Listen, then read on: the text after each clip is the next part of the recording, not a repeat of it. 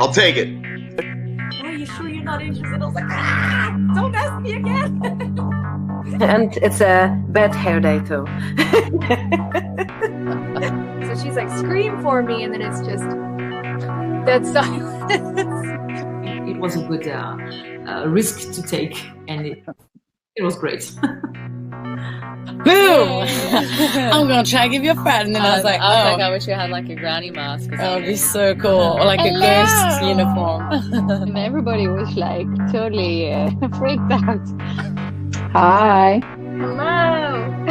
Hello. Hello. Hello, everybody. Hi, Jordan. Hello. Hello, Mark. Right now, so I might have to replace these too, but only if you're in a position to do so. And let's get to my guest, who I'm very excited to talk to. My guest today is a longtime music fan, musician, and photographer, among other things. I've known he and his wife for many years, but we've never actually met because they're on another part of the world in the Netherlands. So it's very exciting for me to actually have a conversation with him and see what's going on in his world. Please welcome to the Eclectic Arts Virtual Studio, Hans Ruff.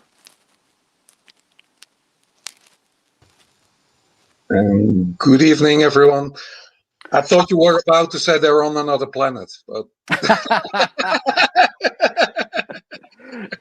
it kind of feels like it these days with all kinds of weird things going on. But yeah, true. How are you, sir? I'm good. Thank you, considering the circumstances. So, yeah, I already wish you good luck tomorrow. Thank you. Yeah, Eclectic Avenger, as you said. Yeah, and the time when this stuff started happening, I was not somebody that was jumping up and down and with pom poms about, hey, we have this, because I still have questions about it, but there's enough for me to consider that I'm going to go through with this, but I don't fully embrace it like some people have been. So I'm just hoping for the best at this point, and I'm basically gambling. That's the way I can look at it. Well, it's the same here, of course.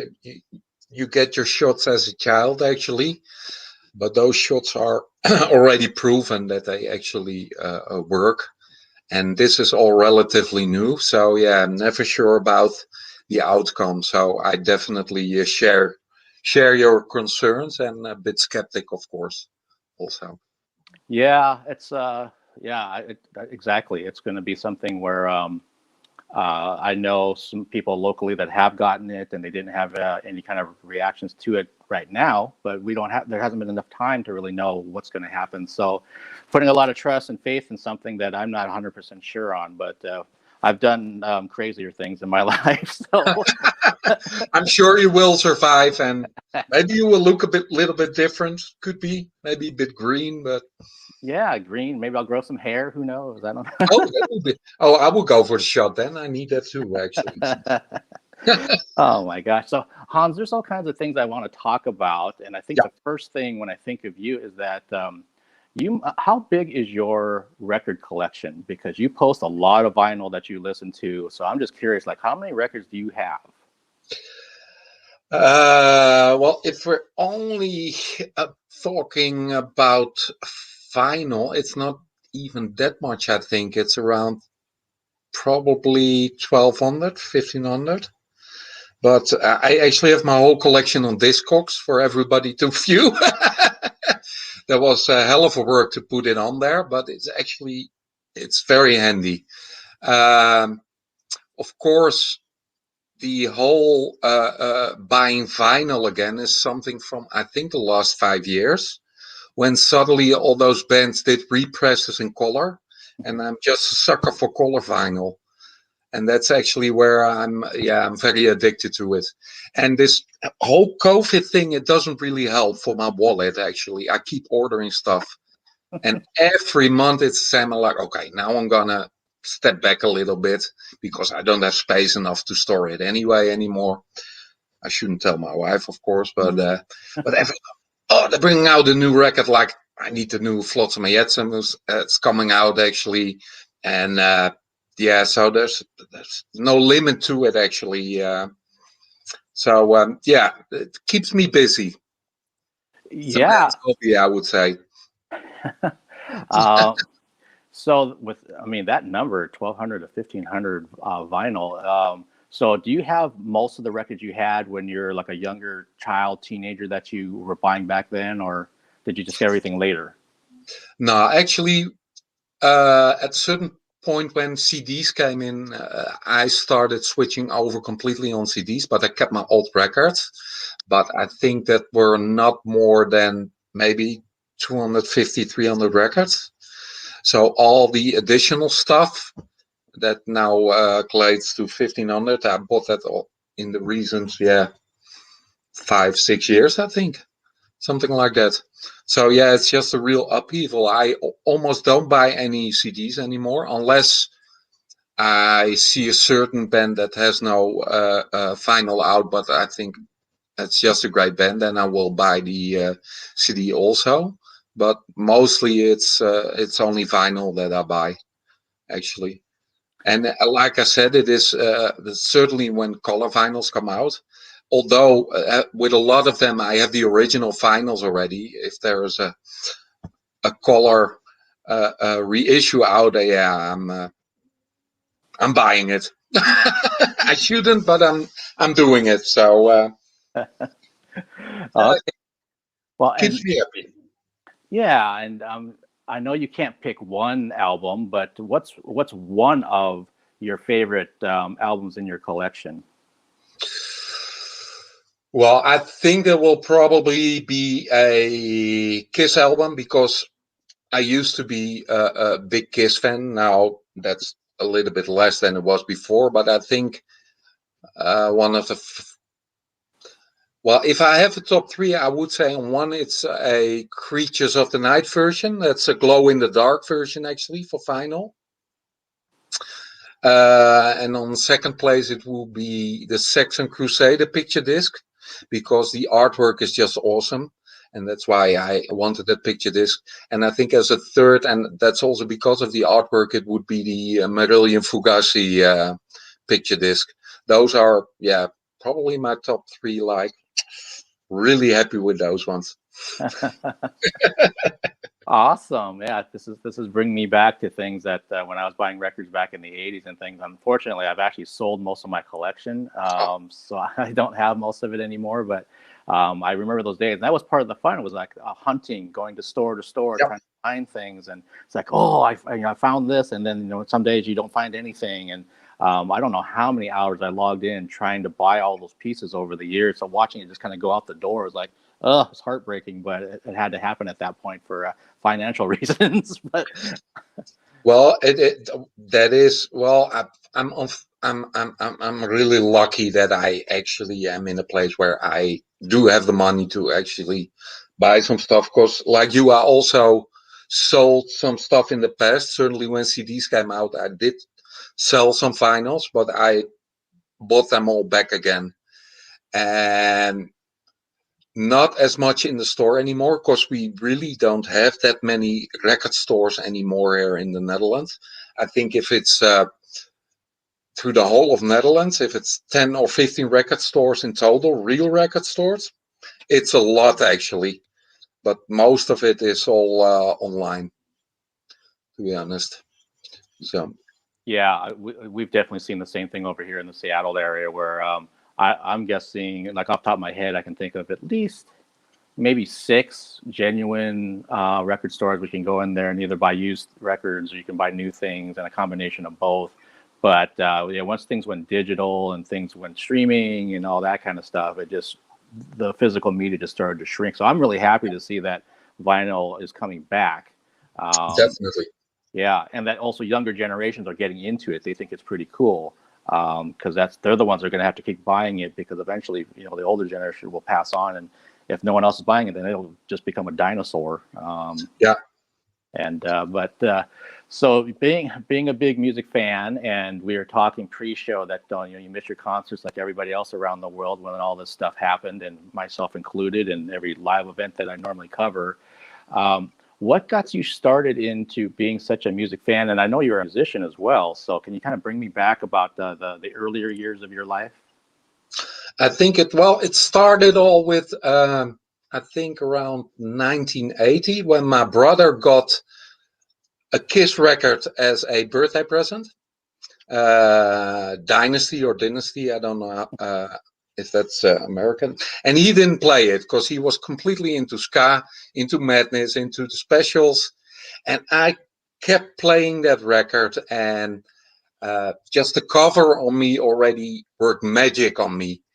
And I think that's with a lot of Kiss fans, that it's not only the music, but it's something magical.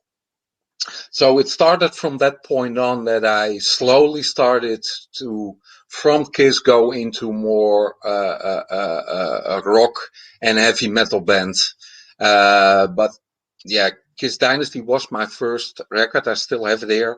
It's completely not playable anymore, probably, but I have a few reissues anyway, so that doesn't matter. But it started then. The whole getting into bands, that was, I think, my first band project was, or my first band was around 87 probably, with some friends. And it is because through my brother, a friend of my brother was a musician. And I actually got an old bass guitar from him. And that's how it's actually started. And then I met with a few friends and we had something, let's start a band like we all want to do. And that's how it actually started. So yeah, my first really getting into the music 1980, and getting into bands would be around 86, 87 actually, when I started my first band. Okay, so as you were in your first band then, and then around 87, and so roughly how many bands were you in? Did you get to a point where you're playing clubs or kind of just doing it for fun, or were you with your band stuff? Well, my first band was Allegiance, and I did it with a friend, a drummer of mine who actually now lives in Australia, Alex. And that was, not all too serious, but we did already started. We played covers and started to actually do our own music already, but that was not really serious. After that, I started when it was really really kind of a hype to be in a hair band, or a sleaze band as we call it. And at that same time I joined the sleaze band with Alex, but at the same time next to it I also started playing in a death metal band, at that time called Goreflix. They later changed in Constellation, and they were actually quite famous, but that was after I left, of course. Then they suddenly got famous. No, because at that point I was playing and in a hair metal band and in a death metal band, but death metal wasn't really my thing yet. I was heavily into power metal, to be honest. And so in Constellation, and it was a short stint, I played on the first demo. And at the time when I left Constellation, also my sleaze band actually also dissolved.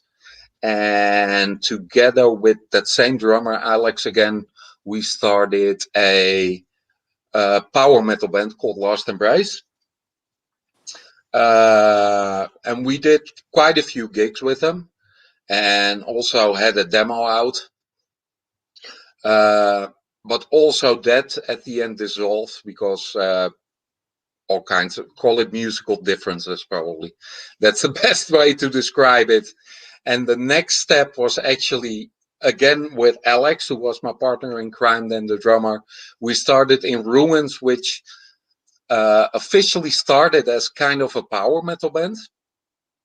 But then we got one of the guitar players, Hans Ruff, who came in, and then we more and more went into black metal, because that was really the height of black metal, Dimmu Borgir and Cradle of Filth, and he was heavily into it. That's also the tipping point it was for Alex, because he was really not into that kind of metal, so he left. And from that on, I had a new partner in crime, that was Frans Jan. That was the guitar player. We did an enormous amount of gigs with In Ruins, only in the Netherlands, that is, but there were enough venues to play.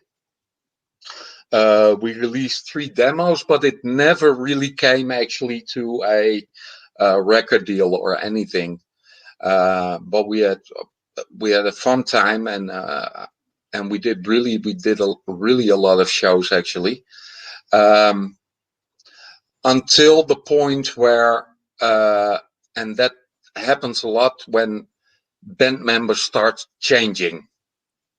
As soon as you get band member changes, then in many ways something is going wrong already. Then it goes down the drain. At least that is my experience, and that is also at the point when Frans Jan, the guitar player, didn't want to play anymore with In Ruins. He was done with it, and so that band dissolved also. And then I think I had a break for 2 years, not playing in any band. And then Frans Jan is a good friend, and we started talking about that we miss creating music, and just for fun we started doing something digitally. It was kind of in the beginning a kind of a garage band program he found with a drum computer in it, and we just started messing around with it, really just for fun, nothing seriously. And we recorded some tracks that were quality-wise very bad, but it was in one way or another, we put it online, and it was picked up by some Greek site who started to compare us with Cradle of Filth. What was really, and we had a good laugh, because nobody had interest when we had a real band, and suddenly when we did some funny, crazy shit on digital platforms, what wasn't a thing at that point, people started to have interest in it. So we, for real seriously, we recorded a demo tape, and that actually brought us in contact with actually a record company who wanted to bring out the demo officially, and we got a recording contract also. And from that point on, we released 4 CDs worldwide, and that is the Hellebaard project. So what never really worked with real bands did work with a 2-man project that wasn't serious in the beginning at all, and suddenly we were releasing worldwide CDs. But also that came to an end, because at a certain point, we just didn't have inspiration anymore to do it. And it's fun doing just a digital thing, but you do miss the real feeling of playing in a band. So when Hellebaard was dissolved, again, a few years we didn't do anything. But the friend of mine, Frans Jan, actually suddenly came to me and said, "Hey, listen, I'm playing in a band and we're looking for a bass player. Can you join?" So a few years later, again, we ended up in the same band, and again a black metal band, Harvest of Kairos. But unfortunately, that was after 3 years. That was also dissolved. Again, band members changing, and it was really tiresome, and nobody was motivated after anymore. So we also ended that. So basically, Harvest of Kairos was the last band I really played in, and then it stopped, and I focused on buying vinyl. Was a bad move. Wow, thank you for sharing. I had no idea. I knew that you were a musician and had played in bands, but I had no idea to the extent that you played in a lot of bands, and that you had. Isn't it funny how, like you were saying, that you had serious bands and things that you wanted to have, momentum and move forward with, and they wasn't really connecting, and then here you are just doing something for fun with your bandmate on a digital platform, and then that's the thing that starts to take off. So it's like, well, you don't know what to tell anybody anymore about how to do things. No, well, it only proved to me what I always thought, and is you just have to get lucky. Of course, just being a good musician doesn't cut it. There are a lot of good musicians. They don't come out of their practice room. It's just there's so much luck, and it has to do with the time that you're making it. And there, like I said, it's not keep practicing, and then you will be famous. There's nothing to do with it, really not. So no, that was I had a good laugh about it. Like, oh, bro, we have worldwide, we have CDs out. My God, my band is on Discogs. Like, so that was actually quite cool. I do miss playing with a band, but at the moment with this whole COVID thing, there's no practicing anyway. I do have some. I had some questions about some ex-members who were interested with the last band to do some real studio recording. So I'm keeping that in the back of my mind. I was asked for a short return to Constellation that was a few years ago, but I really didn't came around to it actually. And another friend of mine who also played in the Ruins, Mark, he played in quite a famous band actually. And he's now doing his solo work, and he asked me to maybe pop in some bass lines in the music he's doing, and that he's doing some real cool shit, to be honest. So, but at the moment, music-wise, I don't play anymore, but I listen a lot.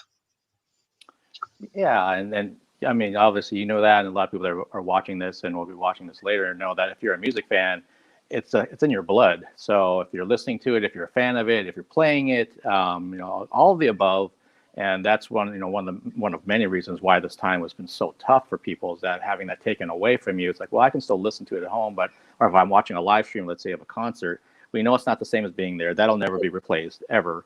But it's like the best thing we have for now. And then hopefully we can get back to that. So I want to kind of segue into the concert thing.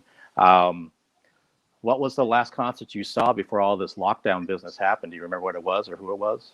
Oh, definitely. Yeah, that was in a place in Tilburg, a venue called the Little Devil, which is actually a cafe, holds max 150 people, but it has a big name. It's like every really big band wants to play there. And that's really cool. And the last band I saw there was actually already during COVID, but the rules were not that strict yet, and that was Vicious Rumors actually. So and that was you could call it an historic concert, because after that, all their gigs after that were also cancelled because of COVID. So that was the real last gig I actually saw. So. Wow, that's a band I have not seen. They played Seattle. When was that? Not too long ago at a venue that's actually no longer with us anymore. But I mean, I've seen things that you've posted on social media, and then sometimes it's memory things. So I know you've seen a wide variety of bands over the years, and I'm assuming, based on, I think your wife had told me this at one point, that you've gone to like the big metal festivals at some point during the summers that happen over in Europe. What's it like? Since I've never been to anything like that, what's that like, going to, if it's, I don't know, Wacken or any of the other kind of things that they have over there? Well, we've been to Graspop, and that's really, I think you can compare that a little bit with Wacken, although Wacken is really enormous. That is, but Graspop comes close to it, and it's I don't know how to describe it. The best is that I give you an invite when COVID is gone. We get you over here, and we just do one of those festivals. Graspop is actually in Belgium, but it's a 30-minute drive from here. We also have the famous Dynamo Metal Fest here in Eindhoven. Well, that's 10 minutes away from here. So we already gonna promise you that when the time is there again, you get your invite, we'll get your ass over here. And of course you can bunk here. That's no problem. And we're gonna show you what it what it is, what a metal festival is. Sounds like a deal, sir. Of course, and you can do your interviews also. Catch up with a few bands. That would be amazing to be to actually see that and meet you and meet Doreen as well, in person. I actually was thinking about that the other day with some of, again, like I mentioned pre-show, some of these interviews I've had a chance to do. I've met some people that normally I would never get a chance to meet just because of the virtual circumstance, and people don't have their normal schedules. They might be home a little bit more. And so I thought, I wonder what it'd be like if I actually ran into somebody like one of the actresses that I interviewed, or one of the bands. And so it's going to be such a weird flip-flop of like, I may have met them in person, and then I did this. Now it'd be the other way around. They don't actually know me other than talking through a camera or whatever. And to be in the same space with them physically, and the energy and all that kind of thing is going to be, really, really something that I'm looking forward to. Including, coming over there and taking in a festival. That'd be amazing. And you were talking about the digital platform with your project, with you and your friend. It dawned on me that how I met you through your wife. And how I met her was through the old Napster platform. Yeah. I was like, wow, that's crazy. Because that was like, I was at that computer company when I was doing that job in 2000. So that was 21 years ago. Yeah, I also still know that that program. Indeed, it's incredible. It is the time that I learned all my computer skills, and that got me actually the work I'm doing now. So.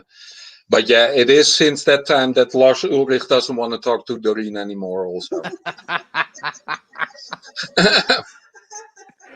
Yeah, see, so for the younger folks who don't know what that reference is that Hans just made, back then, before iTunes and everything else, Napster was this program. There was a file sharing program where people were uploading music, and they were sharing it basically around the world. You could download it from somewhere, and that's how I actually don't remember what song it was, how I met Doreen, because you could also message people, I remember, through that platform. And Lars Ulrich from Metallica had a huge issue. And who knew that back then he was actually right about the concept of, hey, you don't steal our music. But the way they went about it was completely fucked up by suing fans who have no money, basically, to get our money back. But basically what he should have done is like, well, you need to figure out a way to create a way so that we can have the stuff and have people pay for it, which is what ended up with iTunes and everything else. But at the time, it was like, what's wrong with you? Especially for that band, because of where they came from, being a thrash band, and tape trading and everything else in the underground. It's like, hey. Well, it changes. Of course, Napster changed the whole face of the music industry completely regarding that, and I do understand where it's coming from. But at the end, I think it all worked out fine. Actually, bands just focused more on concerts to get their money in, because just being at a live venue is really something special. And this whole COVID situation only proves that, like, we're all missing it, and that's completely different than just downloading a song offline. So I think it just changed, and I won't say if it changed for the better or not, because I'm not at that end of the music industry where as a band you were really hurt by people who downloaded it. So I can't say if it was a good or positive thing, but I think the major bands like Metallica that were whining, they survived perfectly, I think, and they only became bigger. So yeah, no, very, very well said. It's like, if you're a club level band, then back then I could understand how it's like, hey, that'd be like somebody coming and stealing your CDs. And that I understand, because they're living from gig to gig, not sitting back in one of their many houses that they own. Exactly.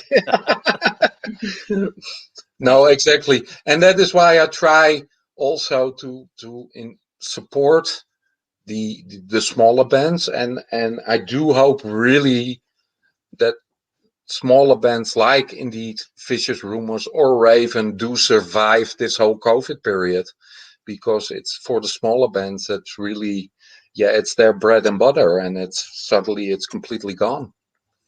And we all know that just selling CDs and albums just doesn't get enough money, and they need to support that with touring. So I have my fingers crossed and hope we will see those bands again, certainly touring the Netherlands, when this all has passed.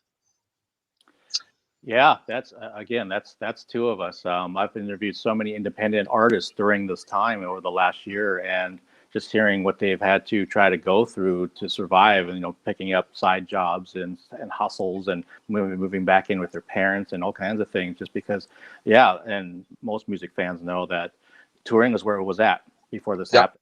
That's their number one way, that, like you said, bread and butter, is they had to be on the road. Even bands that were more established, they're doing more tours. They do one tour, take a break for like a week, and then bam, they're right back out on the road again, because that's where they got their income from. Yeah. And it's interesting talking to some of the folks that they didn't want to do a live stream as a band because they just weren't into the concept. And then as this thing kept going on and on and on, they're like, we need to do something, one, to stay relevant, but then two, we don't have any income, and it's really starting to hurt us big time now. So let's look into this live stream thing, sell virtual tickets and some merch bundles and all that kind of thing. And initially, when I saw that stuff back in, like, say, May, when people were charging for the live streams, I didn't quite understand it. And then when it came to, like, September, October, it's like, I completely understand. Yeah, exactly. It's well, that's also a thing. What you see is that people become very creative. It's, of course, not only the music industry, but also here restaurants and all kinds of other things. And they become very creative in still finding a way to get some revenue in. And I think that takes my head off. That shows how flexible people are actually under these kind of circumstances. I do, of course, see a lot of complaining of people, but I also hope that it does. For me, it's also just stepping back a little bit and reappreciate of the things we have and take for granted so easy. And that is also what it does, to be honest. And I hope the people that keep complaining, that they also see that, like, okay, this COVID is not going to be around for always, this situation we're in. And although we expected it was gone after a year, okay, now give it 2 years. But then it will be gone and we'll be back to where we were again. And I really hope that people do reappreciate life as they actually have it, because there is a lot of people in other countries where they aren't so fortunate that they have COVID shots, and they're in much more difficult circumstances than we are actually. Yeah, very well said. This time for me has been a lot of reflection. It's been a lot of, like you're saying, reappreciating things that are important to me, and that definitely took for granted pre 2020. And it's helped me kind of refocus too. So it's like, so what do I want to do next? Because you never know when something's not going to be there. And in this case, if it's live events, if it's, just hanging around people, if it's like having a meal in a restaurant, it's like things that I just never thought would have happened back in, like, say, February of last year, when I was like at a concert or, having a beer somewhere, and then think, oh, this will always be here, right? And then yeah, exactly. Yeah. And that's why we need to get you over here to visit a nice festival. That's true. Yeah, that's no time like the present. You never know what's going to happen in the future.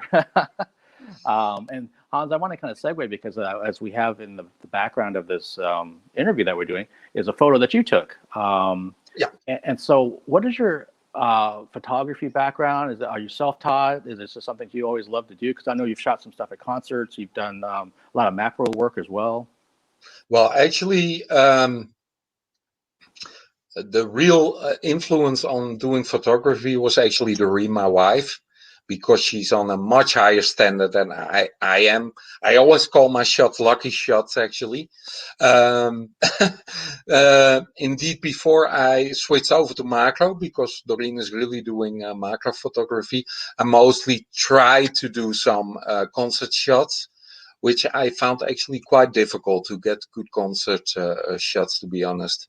It's with the lighting and things like that, but I enjoyed it. It was not like I was constantly photographing, but it I like to have stuff to remember me of certain gigs.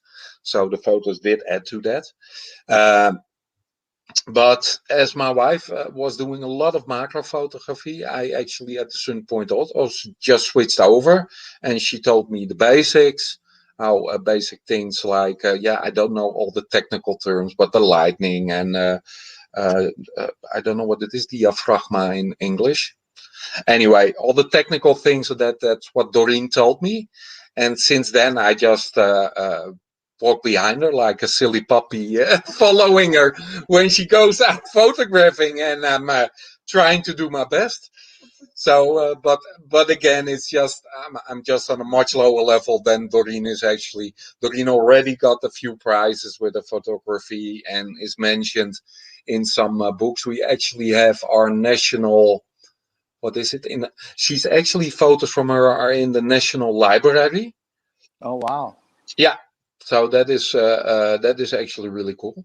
So that is it's kind of a virus she infected me with, and it's fun doing it together actually.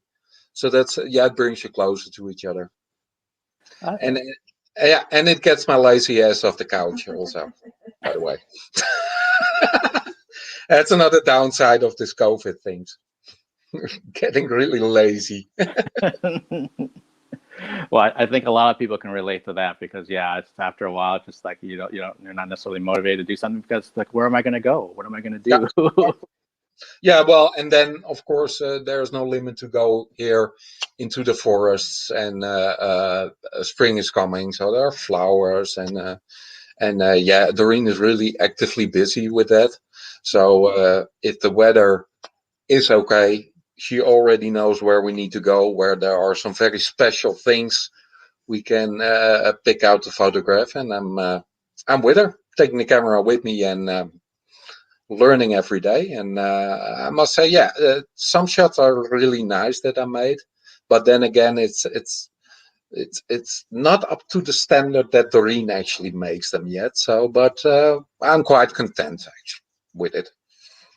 Okay, yeah, and like you're saying, that's really great that you have an activity that you both can do together, and that's I'm trying to think about that. I don't think I've ever, I mean, other than shooting concerts in a photo pit, but in terms of like when I used to do photography and model photography, I always did it by myself. So I don't think I've ever been around another photographer at the same time doing the same type of shoot until I was in photo pits and that kind of stuff. And that it's very different because you're not necessarily. I mean, once the show starts, you're not talking to anybody. You're all trying to get your job done, and you got your 3 songs, and you get out of the pit. But beforehand, you might be talking to people that you get to know and that kind of thing. But it's not. It's kind of a weird. I like the community around here in Seattle is very, very supportive of each other with the photojournalists and the people that are covering the concerts and all that kind of thing. But at the same time, I don't hang out with them, outside of it. So that's when I typically see them is when I'm at a show. So yeah, when this has happened, I've actually had a few of them come on to do interviews because I'm just kind of seeing. So how are you handling this? And Exactly. And I'm just curious, since you were saying that the concert photography aspect was difficult with the lights and the movement and everything else that goes on. Have you ever thought about trying to do, or maybe Doreen trying to get to a point where you could actually get credentialed to shoot a show officially, like in a photo pit or something of a concert? No, we actually never did. We never did that. Doreen doesn't do concert photography at all. Just sometimes she says, "Give me the camera," and she makes a shot. But she hates actually photographing people. So she doesn't like that at all. I know she was, and it was an honor. She was asked by my brother when he got married, "Oh, Doreen, do you want to photograph that?" And it actually caused her so much stress that she doesn't want to do that anymore. And I will take my camera with me with the next gig again. That's for sure. And in between, I actually enjoy myself with the mushrooms and the flowers that my wife is photographing. And the fun thing is also I learn a lot about it because she has almost endless knowledge about all the things that are growing there. And so it's also learning a lot, not only about photography, but actually what are you photographing? And if it's a unique thing or a special thing. So yeah, that's actually really cool. Yeah, I've said many times during my interviews that anytime I learn something, that's always a good day. Yeah. I love that kind of thing to expand my knowledge base. And there's endless things that I don't know enough about. So yeah, if you're learning things as the subject that you're shooting when you're outside with Doreen, then that's a nice, delightful bonus. Well, it gets us through this whole nasty period anyway. It's just there's thank God we can still actually do that. So again, you reappreciate like, hey, we still have this. So, and if we have this, and I have my records and I have my music, we're okay. And our health, of course. That's important. Yeah, that's very true. And it really comes down to perspective. During the time, and it's easy to lose it. I've lost mine, during different times during this last year, and it's just kind of like, just take a step back and kind of realize, yeah, like you said earlier, we have it pretty good compared to other people in other countries who have had it bad to begin with, and then this just made it that much worse. Yep. So I truly grateful anytime I have anything that's going my way, or the fact that I'm sitting here talking with you and Doreen off camera is just amazing to me. So that's a huge plus to my day. And so I'm curious, like, what T-shirt are you wearing? Like, what band is on your shirt? Sacred Reich. Okay. Yep. Okay, cool. Great band, actually. Also saw them last year, or was it? No, it was not last year. It was the year before there already. They came and toured there close by, and I saw them, and it was really cool. Because was also the band leader who was selling the shirt, so I have a photo also with him. So yeah, it was really awesome. Great band, actually. Cool. And they're really really sympathetic. How do you call that? Sympathetic. Well, just nice guys, great guys, actually. Also, let's say it like that. That's cool. I'm got my Todd Latore shirt on. Yeah, I saw you had an interview also with him. What an absolutely brilliant singer, actually. I saw him first here with Crimson Glory and the Dynamo when he sung for Crimson Glory, and I already thought, oh, that's awesome. I never expected then he would actually be the vocalist of Queensryche. So, but he's great, and he's a multi-talented musician anyway. So, yeah, absolutely great guy. Yeah, I've been really fortunate to I did I think two interviews in person with him. I was supposed to do a third, which I won't get into, which had nothing to do with Todd. It had to do with the people behind the scenes. Mm-hmm. And then I knew, like, and I think a lot of other people knew what he could potentially put out as a solo album because of his background and because of his talent. And so when this finally came out, and finally here, and the reaction that people are getting to is like, yeah, this is what's been in this band since 2012 in terms of him joining Queensryche. This guy is not just a vocalist. he can do all kinds of things. He's clearly a fan too of different styles of metal, and it's all come out. And yeah, he's one of the nicest guys to meet in person too. So he's got that all going for him. Well, I think that is that is really what shows with him, that he's just a metal fan. And a whole lot of musicians of metal bands that basically don't even listen to metal anymore, probably.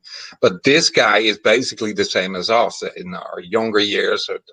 You buy your shit, your metal shit and your shirts, and you follow all the bands, and you can still see that with him. And that's why I appreciate that so much. So it's really cool you did interviews with him. Yeah, awesome. Yeah, you kind of reminded me of that. One of the interviews that I did in person, that we were going through CD booklets that I brought to kind of get reactions from him, and he immediately picked up on that. One of them was a Scorpion CD from Japan. He was trying to be real careful with it. He didn't want to crease it, and I was like, just the fact that he knew that told me this is a fan just like you and me. Yeah. And he knows that this was not like some regular U.S. version that you can just buy at any store. It's like it costs more, it's a little harder to get. Yeah, it had the band cover on it at the time, which is now everywhere, but at that time it was hard to get a hold of that thing with the gum and all that stuff. So I'm curious, what is there, like you mentioned, Kiss is what kind of got you on the road to things, your brother's Dynasty record, and there's been different pictures where I've seen you like seeing like Kiss cover bands, and then maybe you had all these other kind of Kiss related things over the years. And like you said, you're not as much of a fan now, just like I'm not as much of a fan as I used to be. But if you could interview one of the guys, the original guys, which one would you pick and why? I'm just curious. That's a good one. I think I'm not sure, but I probably would go for Ace then, because that's probably going to be fun. It's but probably not all too serious, and I don't want to go all too serious.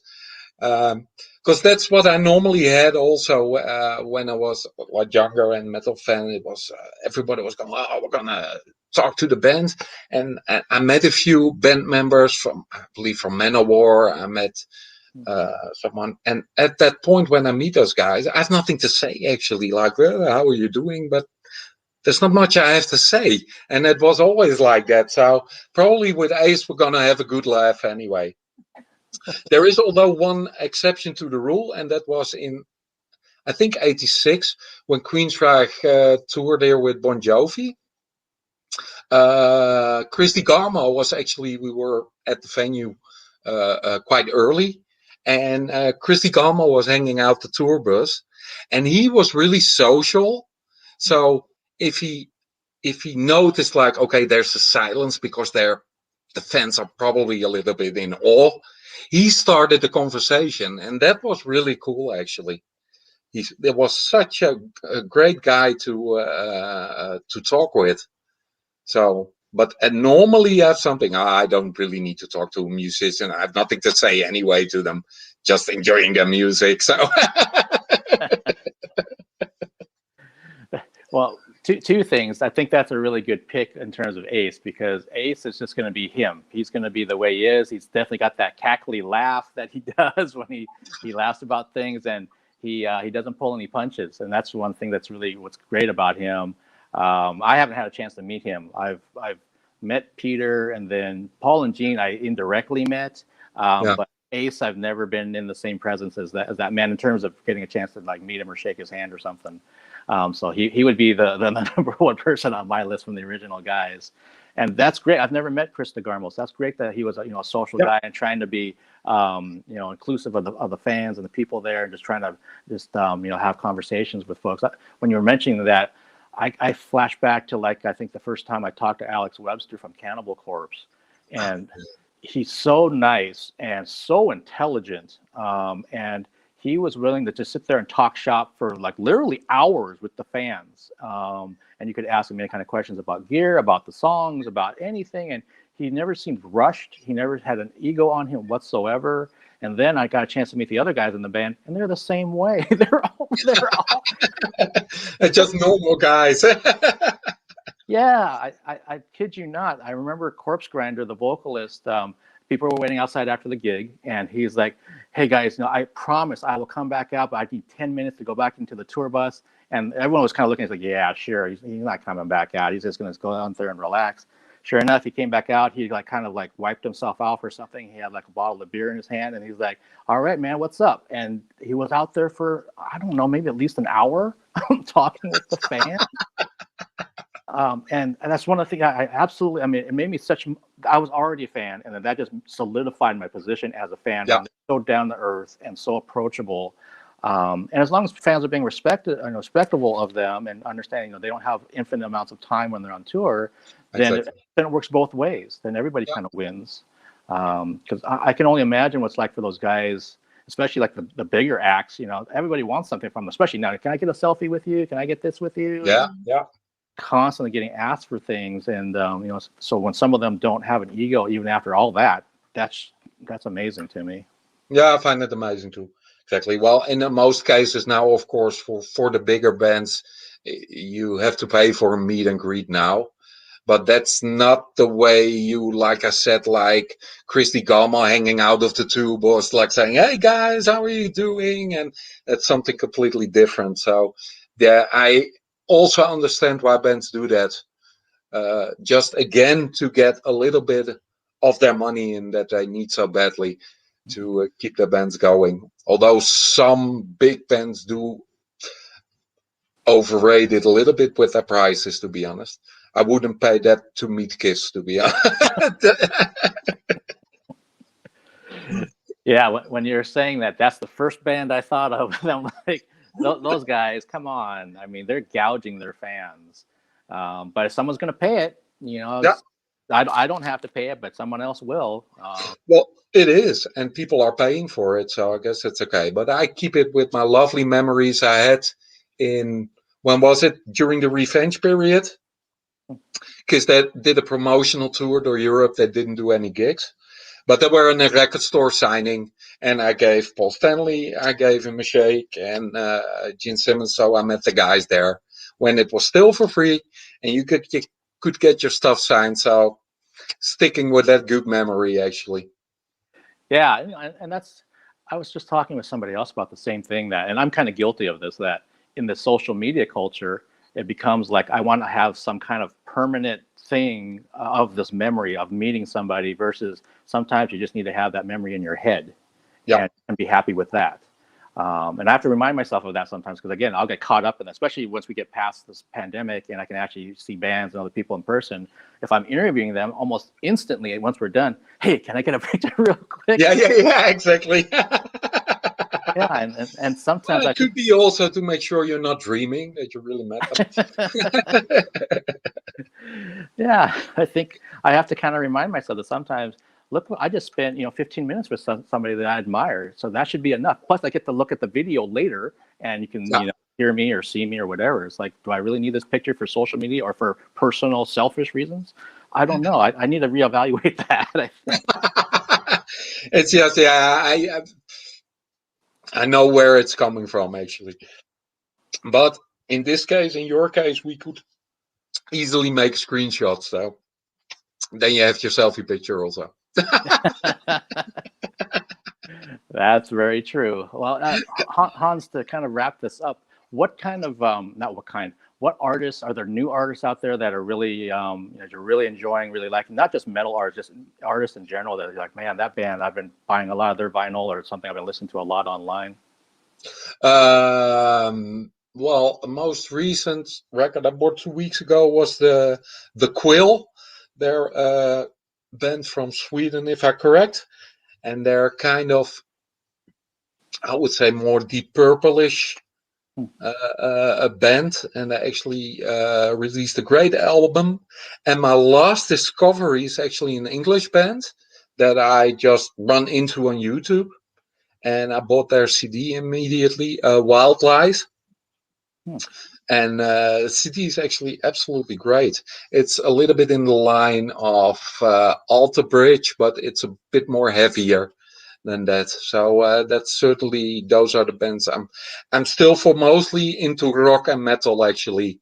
And if it's already outside metal and rock, it probably basically go back to the 80s or 70s for me.